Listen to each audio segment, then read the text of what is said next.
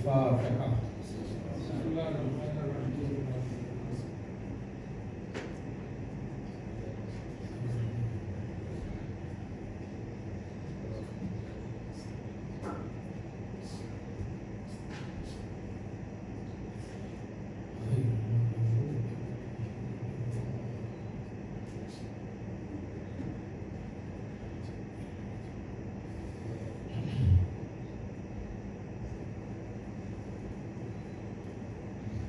لا حول ولا قوة إلا بالله العلي العظيم.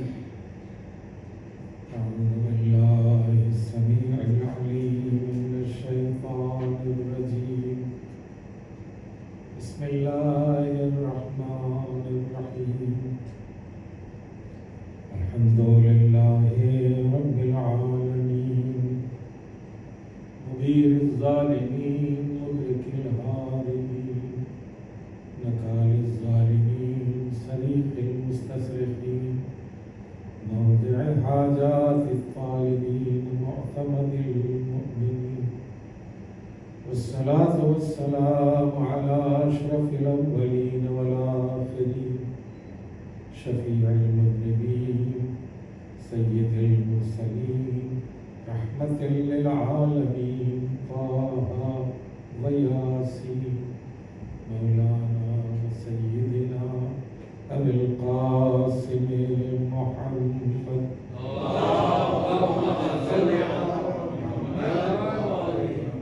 صلى الله عليه وعلى أهل بيته الطيبين الطاهرين المعصومين المنتجبين الأكرمين، لا سيما على بقية الله في الأرضين، ولعنة الله على أعدائهم وقاتليهم وغاصبي حقوقهم ومنكري فضائلهم من يوم عذابتهم إلى يوم الدين.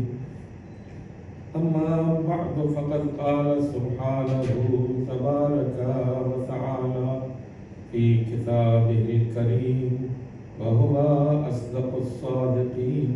بسم الله الرحمن الرحيم. وعد الله الذين آمنوا منكم وعملوا الصالحات ليستخلفنهم في الأرض. صلوات على محمد وعلى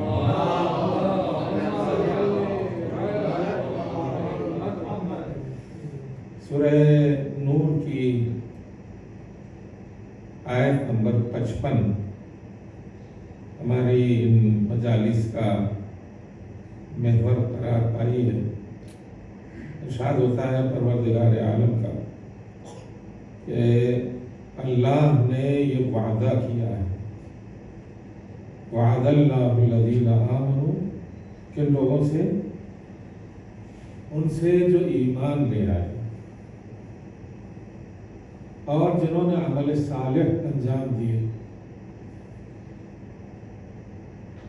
لَيَسْتَخْلِفَنَّهُمْ فِي الْأَرْضِ، انہیں زمین کے اوپر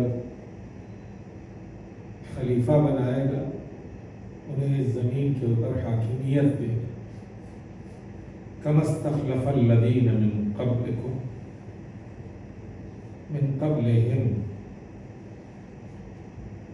كما استخلف الذين من قبلهم ويمكنن لهم دينهم الذي ارتضى لهم وليبدلنهم من بعد خوفهم امنا يعبدونني لا يشركون بي شيئا۔ ایک مرتبہ اور صلوات پڑھیں۔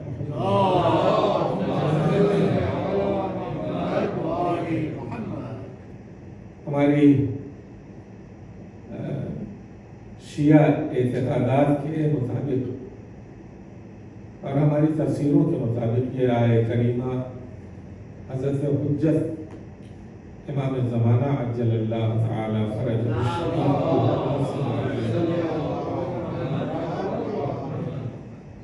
اس میں آپ کی حکومت کا تذکرہ ہے۔ اچھا، یہ چیز جو ہے وہ عام طور سے لوگوں کے ذہنوں میں نہیں ہے کہ دنیا میں آیا اہل بیت کو حکومت حاصل ہوگی یا نہیں؟ اسی دنیا میں اہل بیت کو حکومت حاصل ہوگی یا نہیں حاصل ہوگی؟ اہل بیت اس دنیا کے حاکم بنائے گئے ہیں یا نہیں بنائے گئے؟ ہمارے ذہنوں میں عام طور سے یہی بات ہے کہ ہم یہ سوچتے ہیں کہ اہل بیت تشریف لائے ہدایت کے لیے، لیکن انہیں ہدایت کا موقع ہی نہیں ملا۔ ان کے اوپر ظلم و ستم ہوتے رہے اور یکے بعد دیگرے انہیں قتل کیا جاتا رہا۔ اور جو بہت عقیدت مند تھے اہل بیت کے، وہ اکثر یہ سوال کیا کرتے تھے، مولا آپ کے بعد کون امام ہوگا؟ یعنی یہ بہت عقیدت مند لوگ تھے جو یہ پوچھتے تھے، مولا آپ کے بعد کون امام ہوگا؟ جو موجود امام ہے اس کی حمایت کا تصور اتنا زیادہ ذہن میں نہیں رہتا۔ انہیں یہ احساس ہے کہ ظالم حکومتیں ائمہ معصومین کو قتل کر رہی ہیں اور قتل کرتی رہتی ہیں، اور جب وہ قتل کرتی رہتی ہیں تو ان کے بعد کون امام ہوگا، اور ان کے بعد کون امام ہوگا، اور ان کے بعد کون امام ہوگا۔ اور ہمارے ائمہ معصومین کی زندگی ایسی ہی ہے، لیکن حقیقت ایسی نہیں ہے۔ میں آپ سے یہ بالکل سامنے والی ایک بات آپ کی خدمت میں عرض کرنا چاہتا ہوں، اور وہ یہ ہے کہ ہم جب حدیث قصہ پڑھتے ہیں تو اس حدیث قصہ میں بہت ہی عجیب جملہ ہے جو پروردگار عالم سے اس حدیث میں نقل کیا گیا ہے۔ وعزتی وجلالی انی ما خلقت سماء مبنیہ ولا ارضا مدنیہ ولا قمرا منیرا ولا شمسا مضیہ ولا فلکا یدور ولا بحر یجری ولا فلک یسری۔ دو جگہ جملے بدلے گئے ہیں۔ ایک تو عرش کے اوپر پروردگار عالم نے یہ جملہ ملائکہ کے درمیان بیان کیا، یا ملائکتی و سکان السماوات، اے میرے فرشتوں اور اے آسمان میں رہنے والوں۔ اس کے بعد پھر وعزتی و جلالی، یہ پورا جملہ الا فی محبت ہؤلاء الخمسۃ الذین هم تحت القصہ۔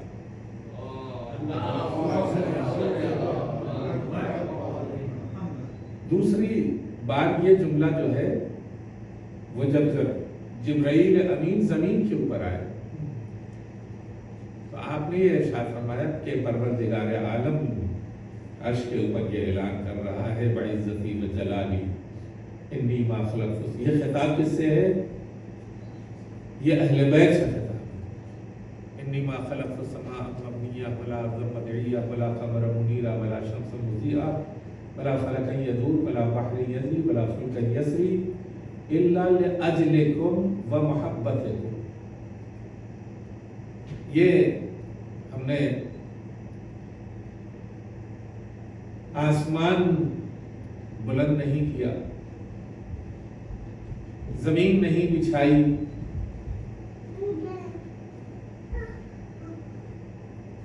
ولا قمرا منیرا ولا شمسا مضیہ، چاند کو درخشاں نہیں کیا، سورج کو نہیں چمکایا، ولا فلک یدور، اور پلانٹ میں یہ گردشیں کرنے والے سیارے نہیں بنائے، اور ولا فلک یسری ولا بحر یجری ولا فلک یسری، سمندر نہیں بنائے کہ جو جاری ہیں، اور کشتیاں ان میں چلائیں، کس لیے؟ الا لاجلکم و محبتکم۔ توجہ کیجیے گا اس نقطے کی، تمہارے لیے یہ سب بنایا ہے۔ آسمانوں کی بلندی اہل بیت کے لیے ہے، اور آسمانوں میں جو کچھ بھی ہے وہ اہل بیت کے لیے۔ زمین یہ جو مسطح کی گئی ہے یہ اہل بیت کے لیے ہے، اور اس میں جو کچھ بھی خزانے ہیں وہ اہل بیت کے لیے ہیں۔ سورج کی روشنی، چاند کی روشنی اہل بیت کے لیے، یعنی سورج کا کیلنڈر، چاند کا کیلنڈر اور تاریخ انسانیت جو اس کے گرد گردش کرتی ہے وہ سب کس کے لیے ہے؟ اہل بیت کے لیے۔ توجہ ہے کہ نہیں؟ یعنی یہ نہ سوچنا چاہیے کہ پروردگار عالم نے یوں ہی کہا، دریا نہیں بہائے، دریا بہائے ہیں تو اہل بیت کے لیے بہائے ہیں، جن سے فائدہ اٹھانے والے فائدہ اٹھاتے ہیں، اور یہ صدقہ اہل بیت کا ہے۔ وَلَا فُلْكًا يَسْرِي فُلْكًا يَجْرِي وَلَا بَحْرًا يَجْرِي وَلَا فُلْكًا يَسْرِي، اور سمندر جاری کیے، دریا جاری کیے، اور ان میں کشتیاں چلائیں، کس کے لیے؟ اہل بیت کے لیے۔ یہ نہیں کہ عوام کے لیے، یہ نہیں کہ انسانوں کے لیے، إِلَّا لِأَجْلِكُمْ وَمَحَبَّتِكُمْ، آپ کے لیے، اے آل محمد آپ کے لیے۔ تو آپ کے لیے یہ ساری کائنات جو وجود میں لائی گئی ہے وہ کس لیے ہے؟ کہ آپ اس دنیا کے اندر نہ آسمان کی حکومت کریں، نہ زمین کی حکومت کریں، اور نہ کوئی اختیار رکھتے ہو، یہی بنا۔ حدیث کے سامنے یہ بات بیان کی گئی، لیکن کوئی خاص ہم کو چیز نظر نہیں آتی، جبکہ یہ سب کچھ جو کچھ بیان کیا گیا ہے وہ اہل بیت کے لیے بیان کیا گیا ہے۔ اس کا مطلب یہ ہے کہ ایک زمانہ آئے گا جب ظالم حکومتیں زمین کو تہس نہس کر کے ظلم کی دنیا برپا کر دے گی، تو ایک اہل بیت کا جو پردے غیب میں ہے وہ پردے سے باہر نکل کر کے آئے گا اور اس دنیا کے اوپر حکومت کرے گا، اور نہ صرف یہ کہ حکومت کرے گا بلکہ اس کائنات کو اپنے ارادے اور اختیار سے چلائے گا، آسمان کو اپنے اختیار سے چلائے گا، زمین کو اپنے اختیار سے حرکت دے گا، سمندروں کو اپنے اختیار سے، کشتیوں کو اپنے اختیار سے، یعنی سارا اختیار اس کائنات کا اہل بیت علیہ السلام کے ہاتھوں میں ہوگا۔ یہ کبھی ہونا چاہیے کہ نہیں؟ ہونا چاہیے کہ نہیں؟ اس لیے کہ یہ حدیث کے ساتھ بیان کیا گیا ہے کہ یہ آپ کے لیے ہے، اور ابھی تک کوئی ایسی چیز سمجھ میں نہیں آئی۔ ہاں، اگر اپنی شخصیت کو دشمنوں کے سامنے تصدیق کرانا ہوا تو کبھی ستارے کو اپنی ڈیوڑی کے اوپر بلایا گیا، کبھی سورج کو پلٹایا گیا، کبھی چاند کے دو ٹکڑے کیے گئے، اور یہ بتایا گیا کہ زمین و آسمان ہمارے اختیار میں ہے۔ صلوات پڑھے محمد والے۔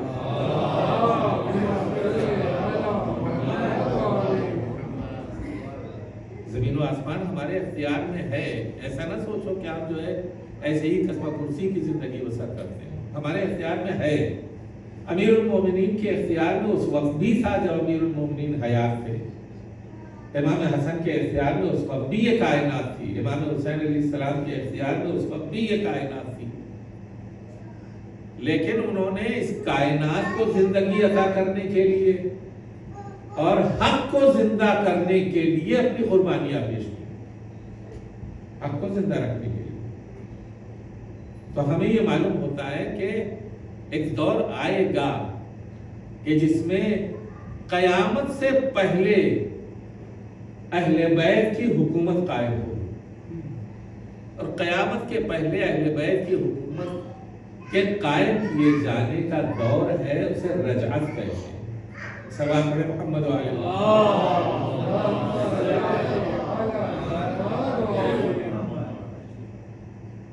یہ وعد اللہ الذین آمنوا منکم وعملوا الصالحات والی آیت میں نے کل عرض کیا تھا کہ وَلَيُمَكِّنَنَّهُمْ دِينَهُمُ الَّذِي ارْتَضَىٰ لَهُمْ، اور ان لوگوں کے لیے اس دین کو کی حکومت قائم کرے گا کہ جس کو اس نے ان ایمان والوں کے لیے چنا ہے۔ کس دین کو؟ اس دین کو جس کو ایمان والوں کے لیے چنا ہے اور ایمان والوں کے لیے راضی ہوا ہے۔ تو یہ لفظیں ہیں وَلَيُمَكِّنَنَّ لَهُمْ دِينَهُمُ الَّذِي ارْتَضَىٰ لَهُمْ۔ غدیر کے میدان میں جو آیت نازل ہوئی وہ کیا ہے؟ وَرَضِيتُ لَكُمُ الْإِسْلَامَ دِينًا۔ ایک ہی لفظ ہے جو مختلف انداز سے بیان کیا گیا۔ رضیت ارتضا، رضیت ارتضا، ایک ہی مادے سے ہے دونوں، سمجھ رہے ہیں؟ تو جس سے پروردگار غدیر میں راضی ہوا ہے وہی اسلام اہل بیت علیہ السلام کی رجعت کے موقع کے اوپر وجود میں آئے گا، کوئی اور اسلام نہیں آئے گا۔ 73 فرقے ہیں اسلام کے اور سب یہ کہتے ہیں کہ ہم جنتی ہیں، ہم جنتی ہیں، ہم جنتی ہیں، لیکن پروردگار عالم کس دین سے راضی ہوا ہے کہ جسے قبول کرنے والے جنت میں جائیں گے؟ ارتضیٰ لہم، وہ دین کہ جن سے پروردگار عالم راضی ہوا ہے۔ اور یہ راضی کہاں ہوا؟ غدیر کے میدان میں۔ اب غدیر سے لے کر رجعت کا فاصلہ یہ ایسا ہے کہ جس میں ظالموں نے اپنی حکومت بھی چلائی ہے اور اپنا دین بھی چلایا ہے، غدیر سے الگ ہٹ کر۔ لیکن پروردگار عالم نے یہ بیان کیا کہ وہ دین جو غدیر کے میدان میں جس سے پروردگار عالم راضی ہوا تھا، رجعت کے زمانے میں وہی دین غالب ہوگا اور اسی دین کا غلبہ ہوگا پوری کائنات میں، اور کوئی گھر ایسا نہیں ہوگا جو لا الہ الا اللہ محمد رسول اللہ اور علی ولی اللہ کی آواز سے گونجتا نہ ہوگا۔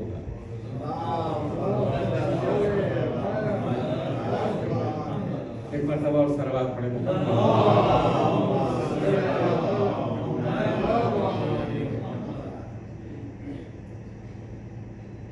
یہ ایک مرتبہ اور سلوات پڑھے محمد۔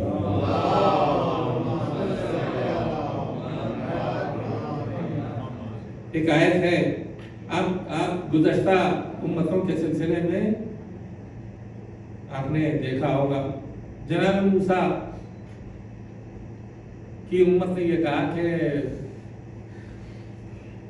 ہم اس وقت تک موسیٰ آپ کے اوپر ایمان نہ لائیں گے جب تک کہ خدا کو اپنی آنکھوں سے دیکھ کریں۔ انہوں نے اپنی امت میں سے 7,000 افراد چنے، ان میں سے 700 افراد چنے، ان میں سے 70 افراد چنے جو ان کی نظر میں بہت متقی پرہیزگار تھے امتیوں کی نظر میں۔ ان کو منتخب کیا، لے کے کوہ طور کے اوپر گئے اور وہاں یہی تقاضا کیا، پالنے والے یہ کہہ رہے ہیں کہ جب تک تجھے نہ دیکھیں گے ایمان نہ لائیں گے۔ تو کیا ہوا؟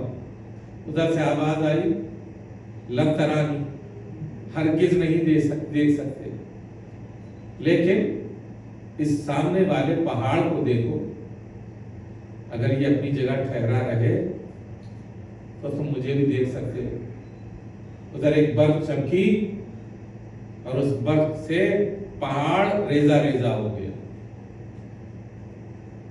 لو انزلنا هذا القرآن على جبل لرأيته خاشعا متصدعا من خشية الله، پہاڑ کے اوپر اگر قرآن نازل کیا جائے تو وہ خوف الہی سے کیا ہو سکتا ہے؟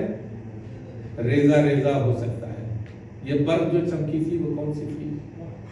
یہ برق تھی چہرے امیر المؤمنین علی ابن ابی طالب کی۔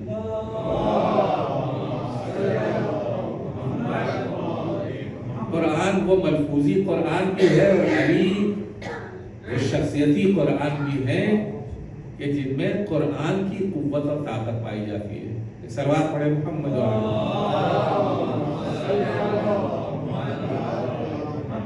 जनाब मूसा बेहोश हो गए, जितने उम्मती थे सब मर गए।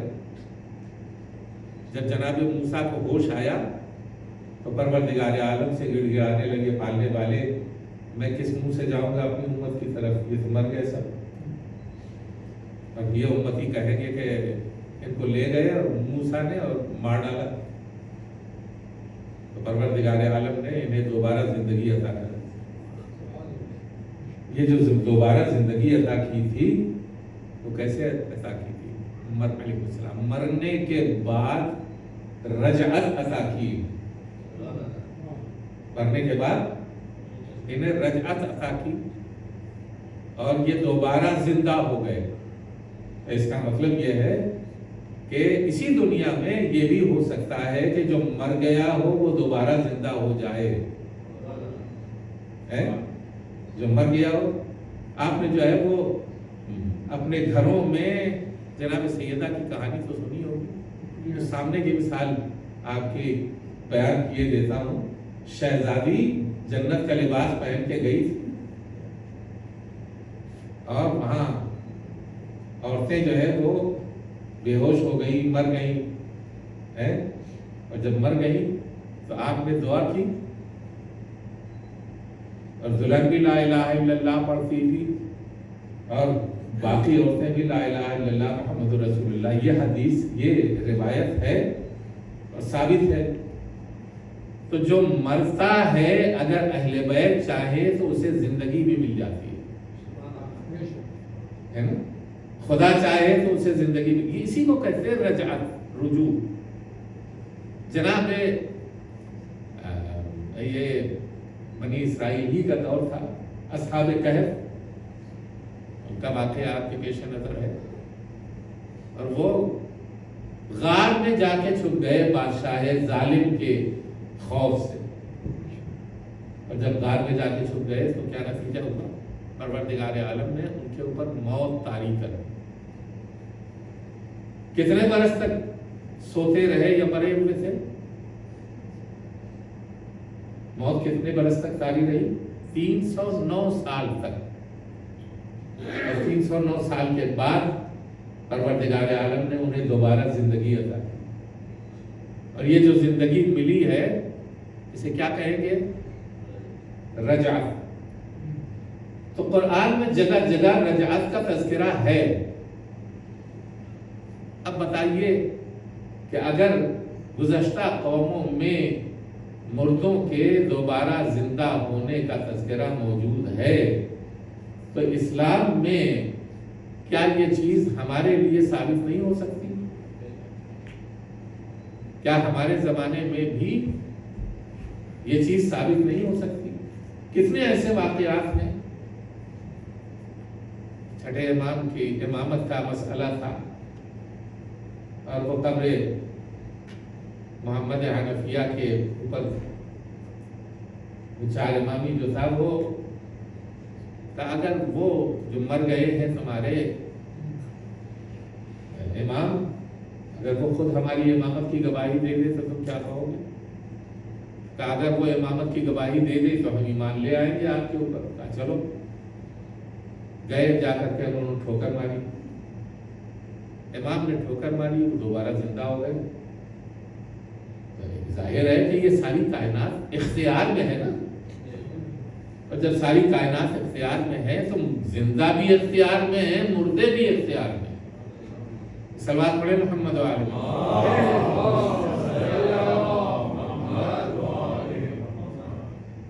तो ये सोचने की बात है कि परवरदिगार आलम ने इसी दुनिया के अंदर हमारे लिए जो खुशी के आसार पैदा किए हैं वो ये आसार पैदा किए हैं कि क़यामत से पहले शियायान अमीरुल मोमिनीन अली इब्न अबी तालिब अलैहिस्सलाम ऐसे खालिस मोमिन जो इंतकाल कर गए हैं वो दोबारा जिंदा किए जाएंगे, उन्हें जिंदगी मिलेगी। जो खालिस शिया हैं उन्हें दोबारा زندگی ملے گی. آپ میں سے کتنے لوگ ایسے ہیں جو دعائے عہد پڑھتے ہیں؟ کچھ لوگ ہیں نا دعائے عہد بھی پڑھتے ہوں گے صبح کے وقت. ان حال بینی و بینہ الموت الذی جعلتہ علی عبادک حتما مقضیا. پالنے والے، اگر میرے اور میرے امام کے درمیان موت واقع ہو جائے، الذی جعلتہ علی عبادک حتما مقضیا، کہ جس موت کو تو نے اپنے بندوں کے لیے لازمی اور ضروری قرار دیا ہے، فَأَخْرِجْنِي مِنْ قَبْرِي، اے میرے پروردگار مجھے میری قبر سے نکالنا.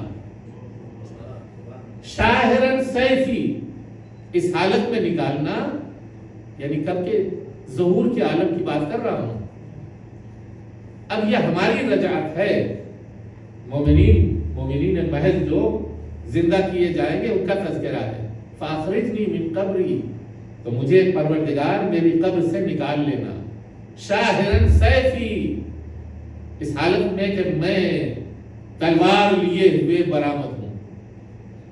ظاہر ہے کہ اس زمانے میں لوگوں کو یہ بتانا ہے کہ اسلحہ لیے ہوئے مرنے والے مومنین اپنی قبروں سے ظہور کے زمانے میں اسلحہ لیے ہوئے نکلے. مجردن قناتی، اپنے عصا کے اوپر تکیہ کیے ہوئے. ملبین دعوت الدائی فی الحاضر والبادی، اور اپنے مولا کی آواز کے اوپر لبیک کہتے ہوئے نکلے. فاخرجنی من قبری معتذرا کفنی شاعرا سیفی مجردا قناتی ملبیا دعوت الدائی فی الحاضر والبادی. یہ کیا اشارہ ہے؟ یہ اشارہ ہے یہ کہ ایمان کی وادی میں اگر اہل بیت کی محبت دلوں میں سمائی ہو تو موت کے بعد بھی ہمیں زندگی ملے گی، بشرطے کہ ہمارا ایمان ظہور کر رہا. یہ ہماری رجعت ہے کہ ہم آئیں گے اور امام کی آواز پر لبیک کہتے ہوئے اٹھیں گے، قبروں سے نکلیں گے. ایک صلوات پڑھیں محمد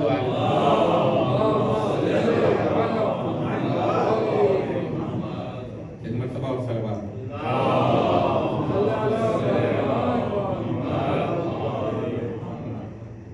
سورہ بقرہ کی آیت نمبر 28 ہے. کیف تکفرون باللہ وکنتم امواتا فاحیاکم ثم یمیتکم ثم یحییکم ثم الیہ ترجعون.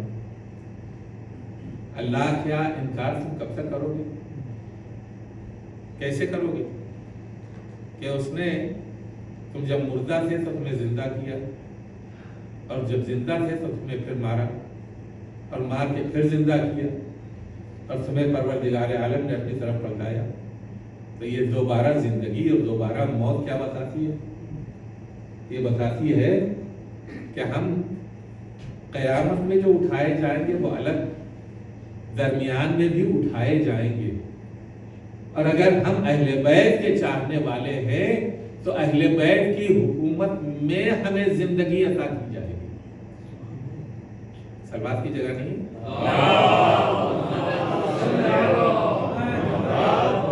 اہل بیت کی حکومت میں ہمیں زندگی عطا کی. یہ خالص عقیدہ ہے، یہ عامہ کے یہاں نہیں پایا جاتا. خالص شیعوں کا عقیدہ ہے کہ ہم رجعت میں اپنی قبروں سے اٹھائے جائیں. تو اب اس منزل کے اوپر ہم دیکھتے کہ ایک مناظرہ ہوا ہے مومن طاق کا ابو حنیفہ سے. ابو حنیفہ نے طرز کے ساتھ کہا مومن طاق سے کہ بھائی تمہارے یہاں رجعت کا عقیدہ ہے، تمہارے یہاں رجعت کا عقیدہ ہے، تم ایسا کرو کہ ہمیں 1000 دینار دے دو قرض، جب رجعت ہوگی ہم تمہیں واپس کر دیں گے. جناب مومن طاق نے کہا بالکل میں تیار ہوں تمہیں دینے کے لیے، لیکن مجھے اس بات کا یقین نہیں ہے کہ تم انسان بن کر کے نکلو گے. اس بات کا یقین نہیں ہے کہ تم انسان کی شکل میں نکلو گے یا سور کی شکل میں نکلو گے. सलवात पढ़े मोहम्मद वाले।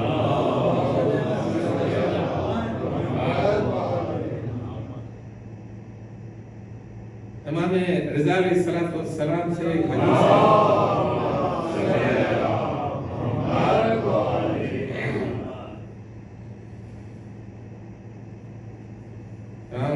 ने फरमाया कि जिन चीज़ों का इकरार करने वाला मोमिन हकीकी और शिया है वो तौहीद का इकरार है और जन्नत व जहन्नम व आमाल और क़यामत और रजअत का इकरार करने वाला है। वो हमारा खालिस मोमिन भी है और शिया भी है। ये कौन कह रहा है? इमाम रिज़ा अलैहिस्सलाम कुयून अखबार रिज़ा में ये हदीस मिलती है। हमारे छठे इमाम ने भी रजअत के लिए हदीस बयान की है और आठवें इमाम ने भी रजअत के लिए हदीस बयान की है। एक जगह और इमाम रिज़ा अलैहिस्सलाम से पूछा कि आप रजअत के बारे में क्या फरमाते हैं, तो आपने ये फरमाया रजअत हक है, अन्नल मौत हक।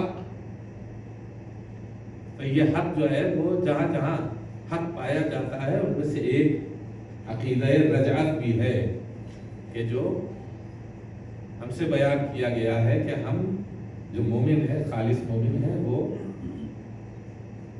क़यामत से पहले भी उठाए जाएंगे। और जब क़यामत से पहले उठाए जाएंगे तो किसकी हुकूमत होगी?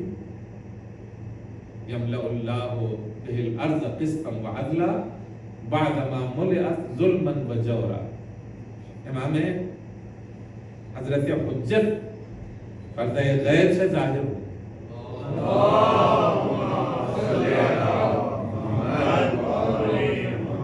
अच्छा, ये इमाम के बारे में जो है कोई आम्मा और खासा दोनों के यहाँ ये हदीस पाई जाती है कि अगर इस दुनिया का एक दिन भी बाकी रहेगा तो परवरदिगार आलम उस दिन को इतना तवील कर देगा कि उसमें मेरा खलीफा जो रूए ज़मीन के ऊपर आएगा, यानी हज़रत हुज्जत, जो ज़मीन को जुल्म जौर से भरी हुई ज़मीन को अदल-ओ-दाद से भरेगा, इतना तवील कर देगा कि वो पूरी दुनिया को अदल इंसाफ से भर देगा। इस दिन को, एक दिन को इतना तवील कर देगा। ये एक मिसाल है कि परवरदिगार पैगंबर ने ये फरमाया कि अगर एक दिन भी बचे, यानी ये अमल यकीनी है, ये अमल यकीनी है कि अगर एक दिन भी बचे तो परवरदिगार आलम उस दिन को इतना तूलानी कर देगा कि पूरी दुनिया में इंसाफ फैल जाए। तो अगर पूरी दुनिया में इंसाफ फैल जाए तो क्या एक दिन के लिए होगा? 2-4-10 दिन के लिए होगा? बाद रिवायतें बोलती हैं, बयान करती हैं कि खुद इमाम ज़माना 70 साल की हुकूमत इस दुनिया के ऊपर करेंगे और दुनिया को अदल-ओ-दाद से करेंगे। उसके बाद रजअत का सिलसिला शुरू होगा। इमाम हुसैन अलैहिस्सलाम तशरीफ लाएंगे और ये पूरी दुनिया जो आलमी सतह के ऊपर उस दीन की रोशनी में ईमान फैलेगा। कौन सा दीन? गदीरी दीन। तब यह गदीरी दीन की हुकूमत किसके हाथ में होगी? रिवायतें बताती है कि मौलाए कायनात अली इब्न अबी तालिब अलैहिस्सलाम की हुकूमत।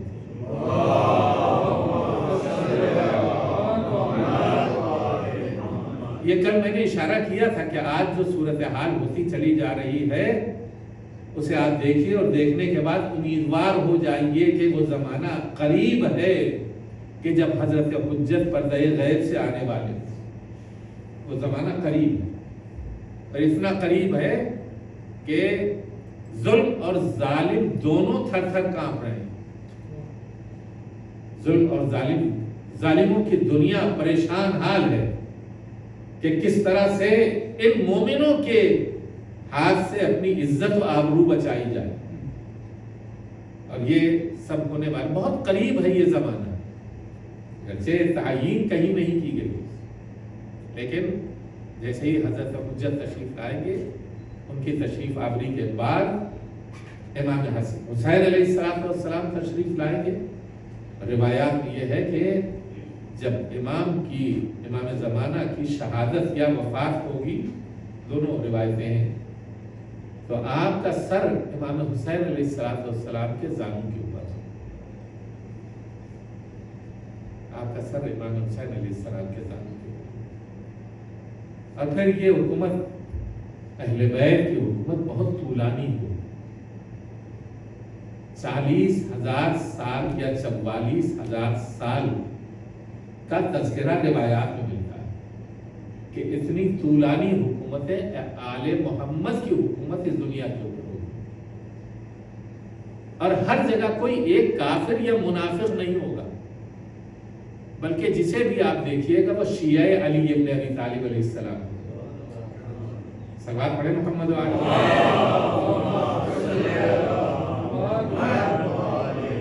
اب آپ سوچئے کہ وہ کون سا ماحول ہوگا کہ جس میں جدھر آپ دیکھیے وہ شیعہ علی ابن ابی طالب نظر آئیں گے، جدھر آپ دیکھیے حسینی نظر آئیں گے، جدھر آپ دیکھیے عزادار نظر آئیں گے. امام حسین علیہ السلام کے زانوں کے اوپر امام زمانہ کا سر.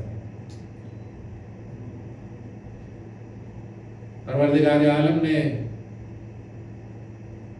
فرشتوں کو معین کیا، جاؤ حسین کی نصرت کے لیے. 70,000 فرشتے زمین کے اوپر اس وقت پہنچے کہ یہ روایت میں ملتا ہے کہ جب حسین شہید کر ڈالے گئے، جب امام حسین علیہ السلام کی لاش کے ٹکڑے ٹکڑے ہو گئے، اور اس وقت یہ فرشتے گریہ و زاری میں مبتلا ہوئے. ان کو وحی ہوئی پروردگار عالم کی طرف سے کہ تم کربلا میں ہی موجود رہو، اس وقت تک موجود رہو جب تک کہ حسین اپنی قبر سے برآمد نہ ہو. حسین اپنی قبر سے نکلے. یہ کون سا زمانہ ہوگا؟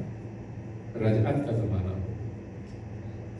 اور تم حسین کے ساتھ اور امام زمانہ کے ساتھ ظالموں سے انتقام لو گے، قتل سید الشہداء کا انتقام لو گے. یہ تو ابھی انتقام باقی ہے، ابھی انتقام باقی ہے.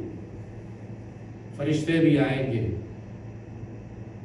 مومنین بھی آئیں گے. وہ جو اصحاب کہف قبروں میں پہاڑ کی کھو میں ہے بیٹھے ہوئے، انہیں بھی زندگی عطا کی جائے گی کہ وہ امام حسین علیہ السلام کی خدمت میں حاضر ہوں، امام زمانہ کی خدمت میں حاضر ہوں اور ظالموں سے انتقام لے. عزیزان گرامی، کوئی معمولی واقعہ نہیں ہوا تھا کہ جسے کربلا کا واقعہ کہا جاتا ہے. کائنات کا وہ وجود کہ جس کے صدقے میں کائنات بنی تھی، اسے اس مظلومیت سے قتل کیا گیا اور ذبح کیا گیا، اور اس مظلومیت سے ان کی لاش کے اوپر گھوڑے دوڑائے گئے کہ جس کی مثال تاریخ میں کہیں نہیں ملتی، تاریخ میں کہیں نہیں. جناب امام حسین علیہ السلام کا سر تن سے جدا کیا گیا. ادھر لاش کی پامالی کے لیے عمر سعد ملعون نے یہ کہا ابھی اپنی کمریں نہ کھولو. سردار کیا حکم ہے؟ کہا کہ حسین کی لاش کی پامالی کر 10 وہ حرام زادے کے جو حرام نسل سے پیدا ہوئے تھے وہ تیار ہو گئے اور نئے سرے سے گھوڑوں کی ٹاپوں کی پامالی کے لیے نئے سرے سے نعل بندی کی گئی. اتنے میں جناب فضہ نے آ کر کے جناب زینب سے کہا بی بی قیامت آنے والی ہے. کہا میرا ماجایا قتل کر ڈالا گیا، اس سے بڑی قیامت کیا ہوگی؟ کہا نہیں بی بی، اس سے بھی بڑی قیامت آ رہی ہے. کہا بتاؤ جلدی وہ کون سی قیامت ہے؟ فرمایا وہ قیامت ایسی ہے کہ آپ کے بھیا کی لاش کے اوپر گھوڑے دوڑائے جائیں گے۔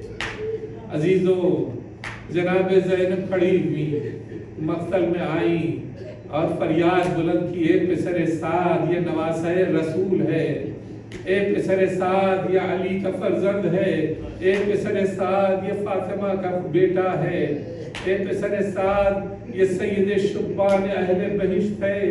لیکن ادھر کے گھوڑے ادھر ہو گئے، ادھر کے گھوڑے ادھر ہو گئے۔ زینب فریاد کرتی رہی، حسین کا لاشا پامال ہوتا رہا۔ جزاکم ربکم، خدا کسی غم میں نہ رلائے سوائے غم اہل بیت علیہ السلام کے۔ قتل شہادت سید الشہداء کے بعد جب گھوڑا آیا تھا در خیمہ کے اوپر، خیام کے قریب جیسے ہی پہنچا، اس نے فریاد بلند کی، الظلیمہ الظلیمہ، بہت بڑا ظلم ہوا ہے، امت نے اپنے رسول کے نواسے کو ذبح کر ڈالا، اپنے رسول کے نواسے کو ذبح کر ڈالا، قتل کر ڈالا۔ یہ آواز گھوڑے کی جو سنی حسین کے، ایک مرتبہ بیویاں خیموں سے باہر نکلی، کیسے عالم میں لاتمات الوجوہ ناشرات الشعور، اپنے رخسار پر تماچے مارتی ہوئی، اپنے بالوں کو بکھرائے ہوئے نکلی۔ ارے کیسے نکلی؟ ارے خیام حسینی کے باہر بھی ایک باڑ ہوتی تھی جو پردے کا کام کرتی تھی۔ ذوالجناح خیر اس باڑ کے اندر آیا، بیویاں چاروں طرف سے لپٹ کر کے رونے لگی، کوئی تیر نکال رہی تھی، کوئی زخموں کو سنبھال رہی تھی۔ ایک مرتبہ جناب سکینہ گھوڑے کی ٹاپوں سے لپٹی بیان کر رہی تھی، اے میرے بابا کے گھوڑے، جب میرا بابا مکتب میں گیا تھا بڑا پیاسا تھا، زبان میں کانٹے پڑے ہوئے تھے، جب ذبح ہوا اتنا بتا دے کہ میرے بابا کو پانی ملا یا نہیں، کہ پیاسا ذبح کر ڈالا گیا۔ سکینہ اسی رنج و غم میں رہی، ہائے میرا بابا پیاسا ذبح کر ڈالا، ہائے میرا بابا پیاسا ذبح کر ڈالا گیا۔ عزیزو، اس پیاس کو سکینہ سنبھال کے رکھے ہوئے تھی۔ یہ پیاس حسین کی پیاس برابر سکینہ کو یاد آتی رہی۔ کبھی جب پانی آتا تھا سکینہ اپنے باپ کو یاد کرتی تھی۔ بعض علماء یہ بیان کرتے ہیں جب رات کی تاریکی میں بچوں کے لیے پانی آیا تو جناب زینب نے سکینہ کو ایک کاسے میں پانی دیا۔ جب پانی لیا تو آواز دی، سکینہ کہاں جا رہی ہو؟ مقتل کی طرف سکینہ چلنے لگی۔ فرمایا کہاں جا رہی ہو؟ کہا بابا بڑا پیاسا تھا، پہلے میں بابا کو پانی پلاؤں گی، اس کے بعد خود پانی پیوں گی۔ جزاکم ربکم۔ یہ تشنگی سکینہ کی زندان شام تک باقی رہی، تازیانے کھائے پیاسی رہی، ظلم سہے پیاسی رہی، اپنی پھوپھی کی آغوش میں بابا کو یاد کرتی رہی۔ زندان شام میں پہنچی تو ایک مرتبہ بابا کو یاد کرتی تھی تو سو جاتی تھی، چونک کے اٹھتی تھی تو بابا کو یاد کرتی تھی۔ ایک مرتبہ بابا خواب میں آ گئے اور آواز دی، اے میری پارے جگر، اب تجھے زیادہ دیر تک اس دنیا میں رہنا نہیں ہے، میرے پاس اب قریب آنے والی ہو۔ اے سکینہ میں تمہارا انتظار کر رہا ہوں۔ عزیزو، چونک کر کے سکینہ اٹھی، فریاد کرنے لگی، ابھی میرا بابا آیا تھا، مجھے لینے کے لیے آیا تھا، اے میرا بابا، اے میرے بابا آپ کہاں چلے گئے؟ عزیزو، زندان کے قید خانے میں سکینہ کے رونے کی وجہ سے اہل حرم بھی روتے رہے۔ جب رونے کی آواز یزید کے کانوں سے ٹکرائی، اس نے پوچھا آدھی رات کو یہ کیسا غضب ہے کہ زندان میں اہل حرم رو رہے ہیں؟ جواب ملا، حسین کے سینے پر سونے والی سکینہ اپنے بابا کو یاد کر کے رو رہی ہے۔ اس ظالم نے زخم پہ نمک چھڑکنے کے لیے حسین کا کٹا ہوا سر زندان میں بھجوا دیا۔ زندان میں بابا کا سر آیا، سکینہ نے بابا کا سر دیکھا، ایک مرتبہ اپنے ننھی آغوش میں بابا کا سر رکھا، آواز دی، بابا जिसने आपकी रीश मुबारक को आपके खून से सैराब खिजाब किया। बाबा वो कौन था जिसने मुझे यतीम कर दिया। बाबा अपने जो गोशवारे पहनाए थे जालिमों ने छीन लिए। बाबा अब मुझसे जिंदान में रहा नहीं जाता। एक मर्तबा हिचकियां लेते लेते जनाब सकीना ने रुखसार हुसैन पर अपने रुखसार रख दिए। थोड़ी देर के बाद ज़ैनब आगे बढ़ी, शाना हिलाया, देखा मक्का ढला हुआ है, सकीना अब इस दुनिया में नहीं है, सकीना इस दुनिया में नहीं है, अपने बाबा के पास चली गई।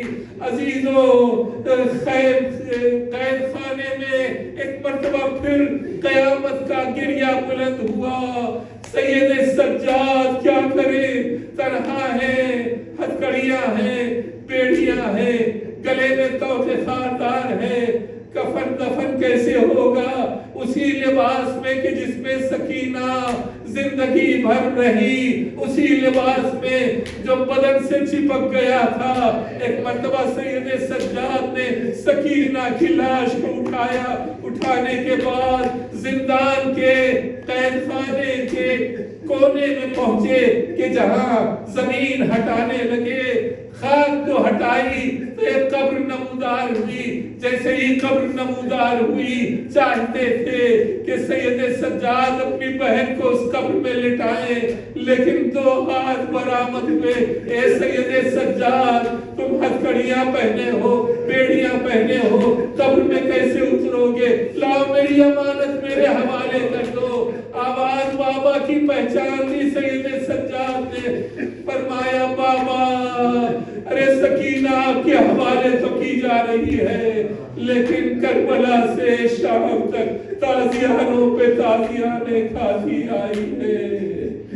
वसयअलमुल लदीना ज़लमू अय्युम यंतलिबू इलाही बिहक़्क़ि ज़हरा व अबीहा व बअलहा व बनीहा व सर्रिल मुस्तौदअ फ़ीहा व अदद मा अहात बिही इल्म। परवरदिगार हमारी इस इबादत को कबूल फरमा। माफ़ हुसैन।